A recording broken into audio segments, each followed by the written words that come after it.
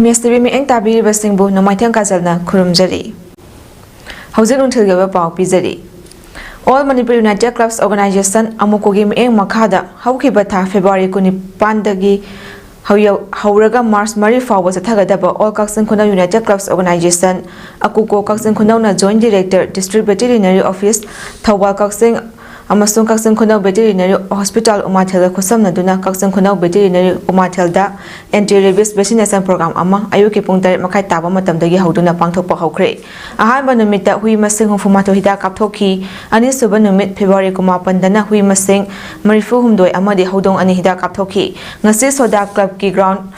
da haudong masing ahum hui masing humfutare hida kapthokre vaccination program asida district veterinary office officer oina Dr. Y Gita Devi veterinary officer amadi staff singna saru yaki All Manipur United Clubs Organization amukogi maru oiba thomi sing Kaksin District United Clubs Organization kadukogi thomi sing soda club Kaksin Khunau gi thomi singa saru yaki thoram ase amukogi leptana satha jariba anti-rabies vaccination program ga mari leinana pangthokpani maikai asomda lairiba yumda yokpa sa sansingda narakpa laina dagi matam chana kalhoba haiba asisu tawdaba yadaba yamna maru oiba amani haina lawjaraga thoram ase pangthokchabani miyamna masigi kanaba ase lobiu amadi thaudang yabiu haina amukogi maikai dagi phongdorakli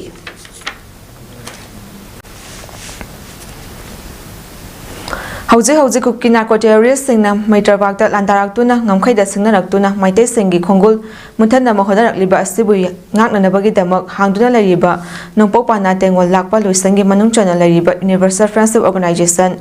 UFO gi North East Quarter number 3 Moirang Kampu Sajibke Maitei laloi singna sabungkho khunauda lal ngaktuna lariba asida Maitei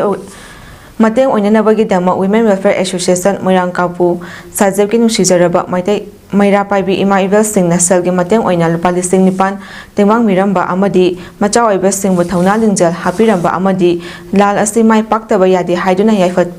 Thauzal Pibiramba Universal Friendship Organization Sadok Committee Haipoki Makaidagi Haininga Laitena Thagapa Phongdok Chabaga Loinana Ikai Khumnabasu Ulakli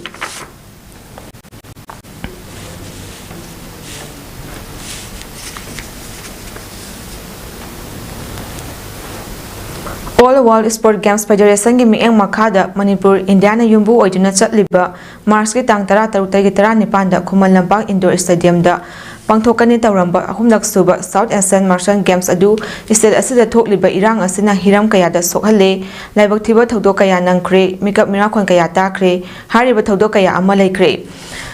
ngase kari oigani hayeng kari oigani tamba ngamdraba Tanfam asida Manipur Mahausagi punsida tangdu laitanaba hotnabada Asian ge platform kayada Stockland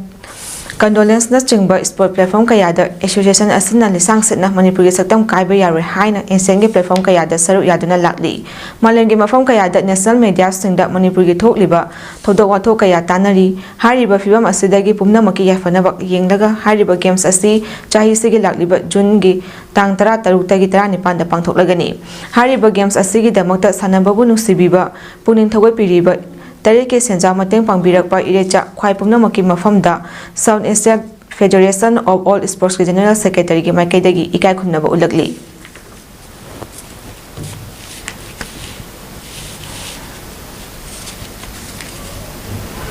Tara suruklaba irang asida thabak sujan nomjaduna hingliba manamasing khwaidagi hena puthokpada maming chatliba Bisnupur district ke Khoijuman khwasipai ge lomi singna pochai yonbada slaktabana maram oiraga manamasing patuna mangbasu yaure thabak suning noningba faudre mi ge loksal fawwa piba ngamlaktre mingondagi pesa puraga loksal tamle haina Khoijumanda Migi Loksal Paiduna Hingol Koiduna Ladibi Thiam Mema Debina MSTV News ka unabada phongdorakli Khoijuman Ward number 2 dagi masagi chahi yankanitoi surebi Thiam Mema Debina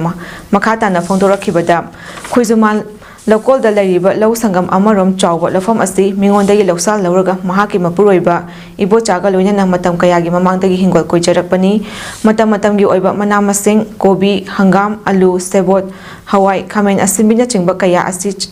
chahi amada crop rotation anira kumba tawduna thai handaki oina kobi leiga kobi full ga thaki kobi lei di lokpa loikre aduga kobi full di hekpa loitri hari hingol koibage income si chahi da kayam lakpage hangbada crop rotation anira kumba tawragadi chahi da lupa listing marifu maidra rom de phangba ngamnari adubo handaki oina di lan lekhibana lupa listing nifu fawwa yawba ngamdawa mandre handaki oina kobi full ga kobi leiga thabani kobi lei di hekpa loikre lupa listing kunthra mu phangki aduga kobi full na hekpa loitri yon basita dana hekta bidat leiri patlaga mangbasu yauri liraga chekhaibasu yamna yauri aduna lupa listing kun yawna phanggadaba mandre aduna paisa mayam changraga hingol koibase aremba tare hana lan thotringaidadi low faidom ama anida hawai asang bi thabada lawsal laina piba ngamki icha sing laina larik tamhanba ngamki handak chahi simu wabadi leitre hanade hingol koibada awaba leiramde haujiti lalonbi singsu pot sittabanina henjang loba laknadre aduna lawsal asi chahi gi oina pidabadi yadabanina pina hotnabada awaba islakle thokliba lan asida mayra paibi gi ahingbu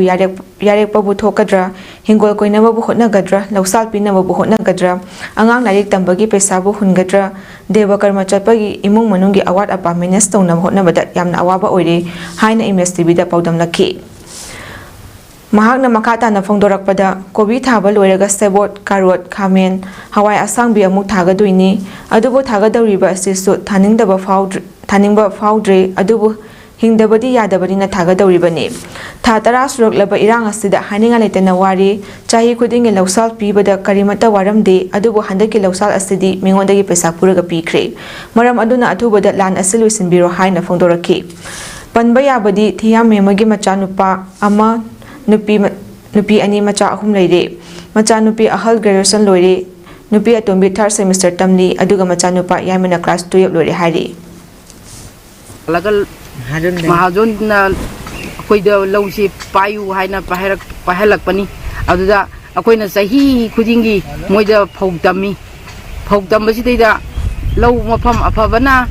mayama mapi law fataba mafamna tranga trainthoi adupi adubo piba ngamsalaktre ngasagi pibam no ta jadramnina ngasai akoi sileida lawji udraga su hingwon sigi koiraga loina mak manage tawba ngamami haujikti asi ngama ware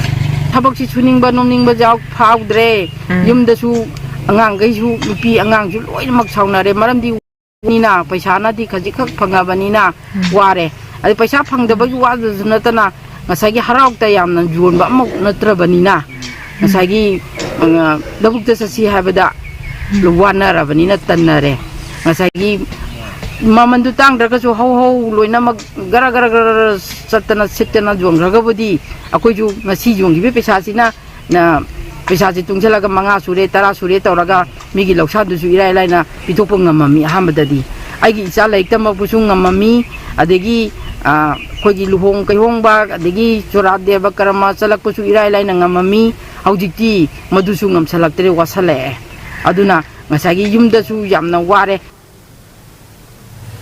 Lautangnaba Khoizuman Ward number 1 dagi ingudam tababisu mingondagi lausa lauduna law marak amada henjang napi thaduna madudagi lakpa income sina ichasang loina semlibani haina phongdoraki adubu handaki lan sina income lakpagi chang asi charuk ahum thokpagi manungda saruk amagi chang khak phangle hingol koiningba faudre adubu hingol koidragadi amu icha isu semba ngamloi dawribani lan mamangda kobi full su kg da lupa kuntra gi changda yolami lan matungdadi lupa 9 da yoli kobi thamchesu lan mamangda lupa fumfu humudra da yolami aduga lan matungda kg da lupa kunda yoli makoina hingol koina ba hotna bada changkriba paisa duga fangliba paisa ga yamna khetnari changkriba paisa hanjinba ngamdre haina su image tv news ko unabada paudam lakhi government job to hobana termina sti mana masing sidegi phangaga yogla thangaga koina amu jimu kubanina ja simona banina koju kong hadana khada bisu ya be koina khadre चार देनी कई मोरक था हौरे जिसे को अदगी American पीसीजु American P है ना चपुत सुसाना बा हवा छातो अदुसु कोई थारी हान बदा अंगन बदा खरा थागी अदुसु कोई ना इसिंग मसिंग मतम चाना फंगदबदगी पीदबदगी को पोथोक से खरा जुवात खरे जो अथेंग बदा जो मकोई ना खरा थाजरी ꯊꯥꯕꯁꯤ ꯑꯩꯈꯣꯏ ꯁꯤꯁꯨ ꯑꯗꯩ ꯃꯄꯥꯟ ꯂꯥꯛꯄꯗ ꯇꯤꯟ ꯍꯧꯖꯤꯛꯇꯤ ꯑꯃꯨꯛ ꯀꯩꯅꯣ ꯁꯥꯒꯠꯂꯛꯑꯕꯅꯤꯅ ꯇꯤꯟ ꯀꯥꯡꯁꯨ ꯂꯥꯛꯑꯦ ꯇꯤꯟ ꯀꯥꯡ ꯇꯥꯕꯁꯨ ꯍꯦꯟꯖꯜꯂꯦ ꯑꯗꯨꯅ ꯍꯤꯗꯥꯛ ꯂꯥꯡꯊꯛ ꯇꯣꯏꯅ ꯀꯥꯞꯄꯁꯨ ꯌꯥꯗꯦ